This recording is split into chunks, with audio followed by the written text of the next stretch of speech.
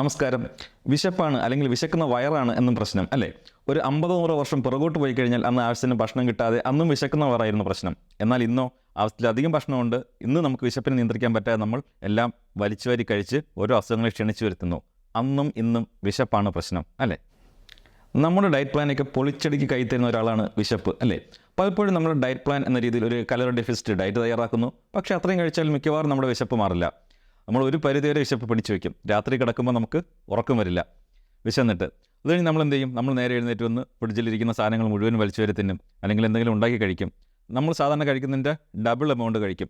പിറ്റേ ദിവസം നമുക്ക് കുറ്റബോധം. അങ്ങനെ നമ്മുടെ ഡയറ്റ് അവിടെ പരാജയപ്പെടുന്നു. എന്നാൽ മറ്റു ചിലരുണ്ട്, അവരാദ്യമേ ആയുധം വെച്ച് കീഴടങ്ങും. അവർ പറയും, എന്നെക്കൊണ്ട് എന്തായാലും വിശപ്പൊന്നും നിയന്ത്രിക്കാൻ പറ്റില്ല, അത് വിശപ്പ് സഹിക്കാൻ പറ്റില്ല, അതുകൊണ്ട് ഞാൻ ഈ പരിപാടിക്കില്ല. ഇങ്ങനെയാണ് നമ്മുടെ ഡയറ്റ് പലപ്പോഴും പരാജയപ്പെടുന്നത് അല്ലേ? എന്നാൽ വിശപ്പിനെ കുറിച്ച് നമ്മൾ ശാസ്ത്രീയമായി മനസ്സിലാക്കി വിശപ്പിനെ കൺട്രോൾ ചെയ്യാൻ നമുക്ക് പറ്റിയാലോ? ഇന്നത്തെ വീഡിയോ അതാണ്. വിശപ്പിനെ കുറിച്ചുള്ള ശാസ്ത്രീയമായ അറിവുകളും അതുപയോഗിച്ച് എങ്ങനെ വിശപ്പിനെ നിയന്ത്രിക്കാം എന്നുള്ളതുമാണ്.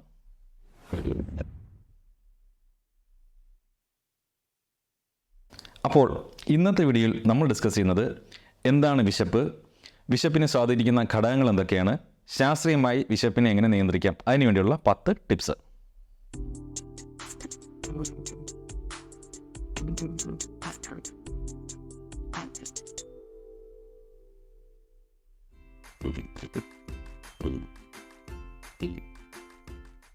നമുക്ക് വിശപ്പിനെ നിയന്ത്രിക്കണമെങ്കിൽ എപ്പോഴും വിശപ്പ് എന്താണെന്ന് അറിയണം ആദ്യം അല്ലേ? അപ്പോൾ നിങ്ങൾക്ക് ഇനി വിശക്കുമ്പോൾ നിങ്ങൾ നിങ്ങളോട് ചോദിക്കുക, നിങ്ങൾക്കുള്ളത് അപ്പറ്റൈറ്റ് ആണോ ഹങ്കർ ആണോ എന്നുള്ളത്. എന്താണ് ഇത് തമ്മിലുള്ള വ്യത്യാസം? ഇത് കേൾക്കുമ്പോൾ ഒരുപോലെ ഇരിക്കും, ഒരേ മീനിങ് ആണ്, പക്ഷേ ഇത് തമ്മിൽ അജഗജാന്തര വ്യത്യാസമുണ്ട്. എനിക്ക് തോന്നുന്നത് അപ്പറ്റൈറ്റ് എന്നതിന് ഒരു മലയാളം വേർഡ് ഇല്ല എന്നാണ്. കാരണം വിശപ്പ് എന്ന് പറഞ്ഞാൽ അത് കുറഞ്ഞു പോകും, ആർത്തി എന്ന് പറഞ്ഞാൽ അത് കൂടിപ്പോകും. ഇനി നിങ്ങൾക്ക് അപ്പറ്റൈറ്റിൻ്റെ ശരിയായ മലയാളം വേർഡ് അറിയാമെങ്കിൽ ഒന്ന് കമൻറ്റ് ചെയ്യൂ. നമുക്കാദ്യം ഹങ്കർ എന്താണെന്ന് നോക്കാം. ഹങ്കർ എന്ന് പറയുന്നത് ഒരു ഹെൽത്തി നീഡാണ്, നമ്മുടെ സർവൈവലിന് വേണ്ടിയിട്ട്. കാരണം നമുക്ക് വിശന്നാലേ നമ്മൾ ഭക്ഷണം കഴിക്കുകയുള്ളൂ, അല്ലെങ്കിൽ ചിലപ്പോൾ നമ്മൾ മറന്നു പോകും അല്ലേ? എങ്കിലേ നമുക്ക് എനർജി കിട്ടുള്ളൂ, നമുക്ക് വൈറ്റമിൻസ് ബാക്കി ശരീരത്തിന് ആവശ്യമുള്ള കാര്യങ്ങൾ കിട്ടണമെങ്കിൽ നമുക്ക് വിശക്കണം. അപ്പം ഹങ്കർ ഉണ്ടാകുന്ന എപ്പോഴും നമുക്ക് നമ്മളെ ഷുഗർ ലെവൽ കുറയുക, അല്ലെങ്കിൽ നമ്മൾ കൃത്യമായിട്ട് ഭക്ഷണം കഴിക്കുന്ന ആളാണെങ്കിൽ ഇപ്പം ഉച്ചയാകുമ്പോഴത്തേക്ക് വിശക്കുക, ഇങ്ങനെയുള്ള കാര്യങ്ങളിലാണ് നമുക്ക് ഹങ്കർ ഫീൽ ചെയ്യുന്നത്. ഇനി ഈ ഹങ്കർ എന്ന് പറയുമ്പോൾ നമുക്ക് എന്തെങ്കിലും ഭക്ഷണം കിട്ടിയാൽ മതി, അല്ലാതെ ഇന്ന ഭക്ഷണം കിട്ടണമെന്ന് നിർബന്ധമൊന്നുമില്ല. നമുക്ക് വല്ല കഞ്ഞിയോ പച്ചക്കറിയോ എന്ത് കിട്ടിയാലും നമ്മൾ സാറ്റിസ്ഫൈഡ് ആണ്, നമ്മൾ വിശപ്പൊന്ന് അടങ്ങണം എന്ന് മാത്രമേ ഉള്ളൂ. എന്നാൽ ആപ്പറ്റൈറ്റ് എന്ന് പറഞ്ഞാൽ അങ്ങനെയല്ല. ആപ്പറ്റൈറ്റ് എന്ന് പറഞ്ഞാൽ ഉദാഹരണത്തിന് നമ്മൾ ഉച്ചയ്ക്ക് ഭക്ഷണമൊക്കെ കഴിച്ചു, വയറ് നിറഞ്ഞിരിക്കുകയാണ്. ആ സമയത്താണ് ഒരാളൊരു ബിരിയാണി കൊണ്ടുവരുന്നത്, അല്ലെങ്കിൽ ഒരു ബിരിയാണിയുടെ മണം അടിക്കുന്നത്, അല്ലെങ്കിൽ ഒരു കേക്ക് കൊണ്ടുവരുന്നത്. നമ്മളപ്പോൾ നമ്മൾ എത്ര വയറ് നിന്നിരുന്നാലും നമ്മളത് കഴിക്കും. ഇതിനെയാണ് നമ്മൾ ആപ്പറ്റൈറ്റ് എന്ന് പറയുന്നത്. അപ്പോൾ ആപ്പറ്റൈറ്റ് എന്ന് പറയുന്നത് ഒരു ഹെൽത്തി നീഡ് അല്ല. മാത്രമല്ല, നമ്മളിപ്പം ഒരു ബിരിയാണി കഴിക്കണം എന്നാണ് വിചാരിക്കുന്നത്, അല്ലെങ്കിൽ ബിരിയാണിയുടെ മണം അടച്ചു, നമുക്കത് അപ്പോൾ കിട്ടണം, അത് ബിരിയാണി തന്നെ കിട്ടണം, വേറെ എന്തെങ്കിലും കിട്ടിക്കഴിഞ്ഞിട്ട് കാര്യമില്ല. വേറെ എന്ത് വിലപിടിപ്പുള്ള ഐറ്റം, എത്ര നമുക്ക് ആഗ്രഹിക്കുന്ന കൊതിയുള്ള ഐറ്റം കിട്ടിയാലും കാര്യമില്ല, നമുക്ക് ആ ബിരിയാണി തന്നെ കിട്ടണം. ഇനി അപ്പം ബിരിയാണി കഴിക്കണം നമുക്ക് തോന്നി, നമ്മൾക്ക് പെട്ടെന്ന് വേറെ തിരക്കിലായി നമ്മളൊന്ന് മറന്നുപോയി, കുറച്ച് കഴിയുമ്പോൾ നമുക്ക് വേണ്ട, അല്ലെങ്കിൽ അക്കാര്യം നമ്മൾ മറന്നേ പോകും. നമ്മുടെ ശരീരത്തിൻ്റെ ഒരു ആവശ്യമല്ല ആപ്പറ്റൈറ്റ്, പലപ്പോഴും ഒരു കൊതി, അത്യാഗ്രഹം, അങ്ങനെ എന്തെങ്കിലും നമുക്ക് പറയാം. എപ്പോഴും ഈ ആപ്പറ്റൈറ്റും ഹങ്കർ നമ്മൾ തിരിച്ചറിയാൻ ഭയങ്കര ബുദ്ധിമുട്ടാണ്. അതിനൊരു സൂത്രവിദ്യയുണ്ട്. നമ്മളെപ്പോഴും നമുക്ക് വിശക്കുമ്പോൾ നമ്മുടെ ശരീരത്തിനോട് ചോദിക്കുക, നമുക്ക് ഇന്ന ഐറ്റം തന്നെ, ഇപ്പം ബിരിയാണി തന്നെ കഴിക്കണോ, വേണം എന്നാണ് ആൻസറെങ്കിൽ അത് ഹങ്കർ അല്ല, ആപ്പറ്റൈറ്റ് ആണ്. അത് ഒരു ഓവർ റേറ്റിംഗ് ആണ്. അതുപോലെയാണ് വിശപ്പും ദാഹവും തമ്മിൽ തിരിച്ചറിയാൻ ഭയങ്കര ബുദ്ധിമുട്ടാണ്. കാരണം ഇത് രണ്ടും നിയന്ത്രിക്കുന്നത് ബ്രെയിനിലെ ഒരേ ഏരിയയാണ്. അപ്പോൾ അതുകൊണ്ടാണ് പലപ്പോഴും നമ്മൾ വിശക്കുമ്പോൾ വെള്ളം കുടിക്കുന്ന നമ്മൾ വിശപ്പ് കാണുന്നത്. യഥാർത്ഥത്തിൽ അത് വിശപ്പല്ല, അത് ദാഹമായിരുന്നു. അതെന്തിനാണെന്ന് വെച്ചാൽ നമ്മളെ ബോഡി എപ്പോഴും മൂവ് ചെയ്യിക്കാനാണ് നമ്മളെ ബോഡി ശ്രമിക്കുക. എപ്പോഴും നമ്മൾ എവിടെയെങ്കിലും അലസമായി ഇരിക്കാനാണ് നമ്മൾ ഇഷ്ടപ്പെടുക. അങ്ങനെ മൂവ് ചെയ്യിക്കാനാണെങ്കിൽ പലപ്പോഴും വിശപ്പും ദാഹമൊക്കെ ഉണ്ടാവുക. അപ്പോൾ നമ്മളൊന്ന് എണീറ്റ് പോയി ഒരു ഗ്ലാസ് വെള്ളം കുടിക്കും അല്ലേ? ഇനി നമുക്ക് എപ്പോഴെങ്കിലും വിശക്കുകയാണെങ്കിൽ നമ്മൾ ശരീരത്തോട് 3 ക്വസ്റ്റ്യൻ ചോദിക്കുക. ഇത് ആപ്പറ്റൈറ്റ് ആണോ, തേഴ്സ്റ്റ് ആണോ, ഹങ്കർ ആണോ എന്ന്. അതിനെന്താ ചെയ്യുക? നമ്മൾ ആദ്യം കുറച്ച് വെള്ളം കുടിച്ച് നോക്കുക. അപ്പോൾ നമ്മൾ വിശപ്പ് മാറുകയാണെങ്കിൽ ഇത് ദാഹമായിരുന്നു, വിശപ്പല്ല. ഇനി ഈ ഇന്ന ഭക്ഷണം തന്നെ, ഇപ്പോൾ ബിരിയാണി തന്നെ ഇപ്പോൾ കഴിക്കണം എന്നാണ് നമ്മളെ ബോഡി പറയുന്നതാണെങ്കിൽ അത് ആപ്പറ്റൈറ്റ് ആണ്, അതും ശരീരത്തിന് ആവശ്യമില്ല, അതിനെയും നമുക്ക് മറക്കാം. അതല്ല, എന്തെങ്കിലും കഴിച്ചാൽ മതി, എന്തെങ്കിലും കിട്ടിയാൽ മതി വയറ് നിറയാൻ വേണ്ടിയിട്ട് എന്നാണെങ്കിൽ അതാണ് ശരിയായ വിശപ്പ്.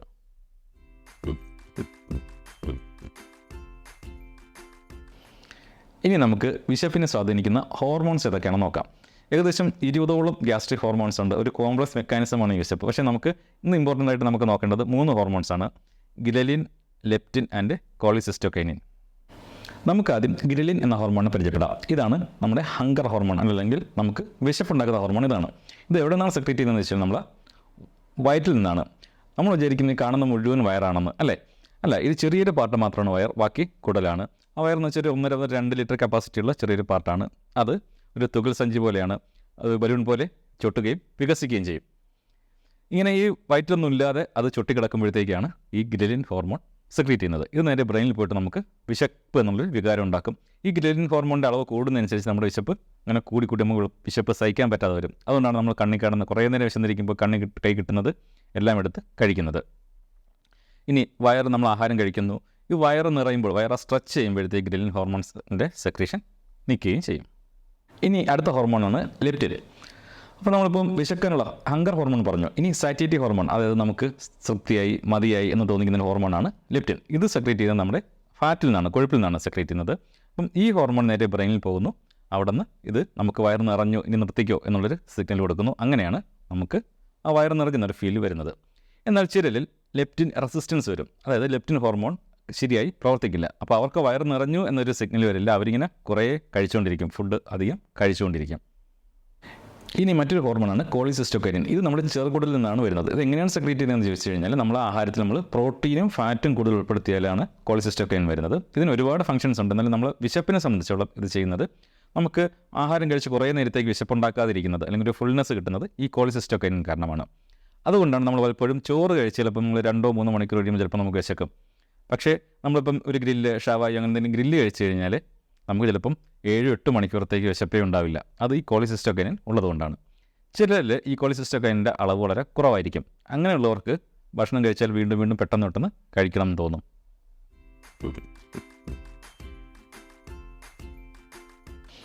നമ്മളിന്ന് വിശപ്പ് എന്താണെന്ന് പഠിച്ചു, വിശപ്പിനെ സ്വാധീനിക്കുന്ന ഹോർമോണുകളെ കുറിച്ച് പഠിച്ചു.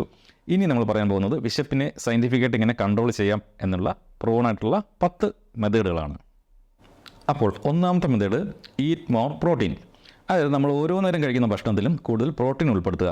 നമ്മൾ നേരത്തെ കണ്ടു, കോളിസിസ്റ്റോകൈനിൻ എന്ന് പറഞ്ഞ ഹോർമോൺ പ്രോട്ടീൻ അല്ലെങ്കിൽ ഫാറ്റ് നമ്മുടെ ഭക്ഷണത്തിൽ ഉള്ളപ്പോഴാണ് സെക്രീറ്റ് ചെയ്യുന്നത്. അത് നമ്മൾ ഒരു ഫുൾനെസ് തരും. അതിൽ ഗ്യാസ്ട്രിക് എംപ്റ്റിങ്, അതായത് നമ്മുടെ വയറിൽ നിന്ന് കുടലിലേക്കുള്ള ഭക്ഷണത്തിൻ്റെ ആ പോക്ക് അത് കുറച്ച് നേരം തടഞ്ഞു വയ്ക്കും. അപ്പോൾ നമ്മുടെ വയറെപ്പോഴുന്നില്ല സ്ട്രെച്ചായി ഫുള്ളായി നിൽക്കും.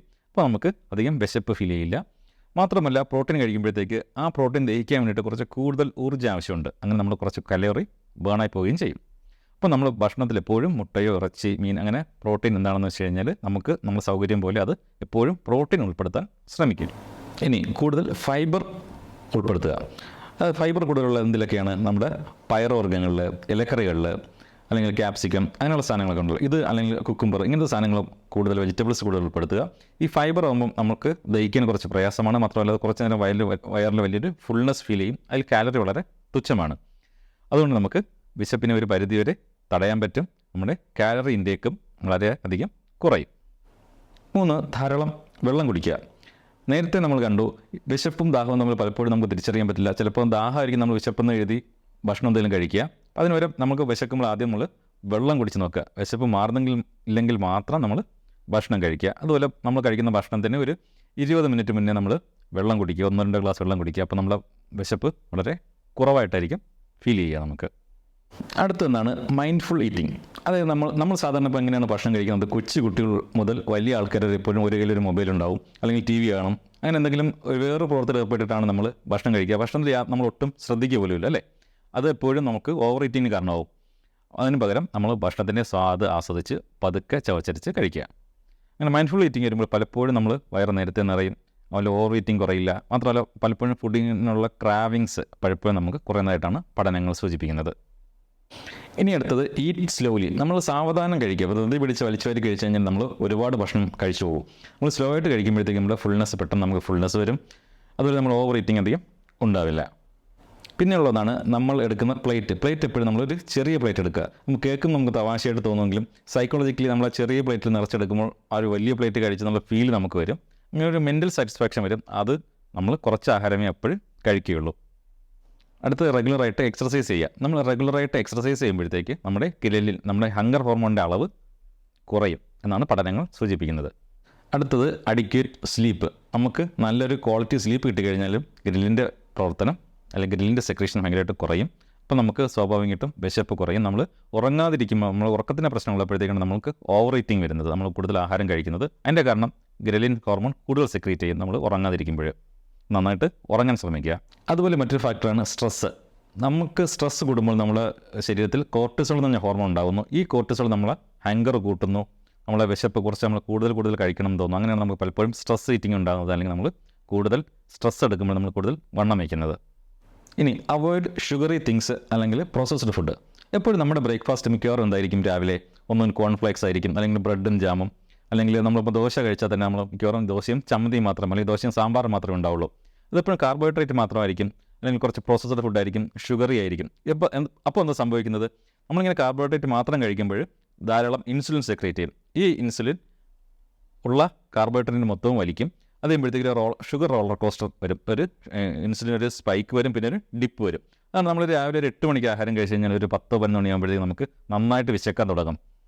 അപ്പോൾ നമ്മളെപ്പോഴും ആഹാരം രാവിലത്തെ ബ്രേക്ക്ഫാസ്റ്റ് കഴിക്കുമ്പോൾ എപ്പോഴും അതിനകത്ത് പ്രോട്ടീൻ ആഡ് ചെയ്യുക, ഫൈബർ ആഡ് ചെയ്യുക, ഫ്രൂട്ട്സ് ആഡ് ചെയ്യുക. ഇങ്ങനൊരു മിക്സഡ് ഒരു ഫുഡ് നമ്മളെപ്പോഴും കഴിച്ചു കഴിഞ്ഞാൽ നമുക്ക് അധികം വിശക്കില്ല, നമ്മുടെ ശരീരത്തിനത് വളരെ നല്ലതുമാണ്.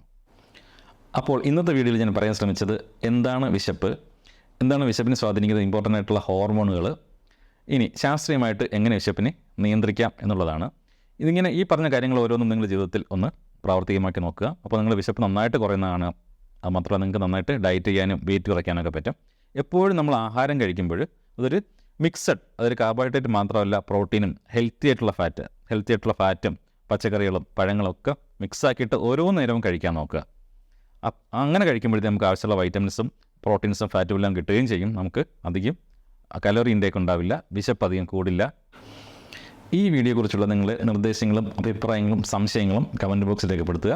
മറ്റൊരു നല്ല വീഡിയോയുമായി ഉടൻ തന്നെ കാണാം.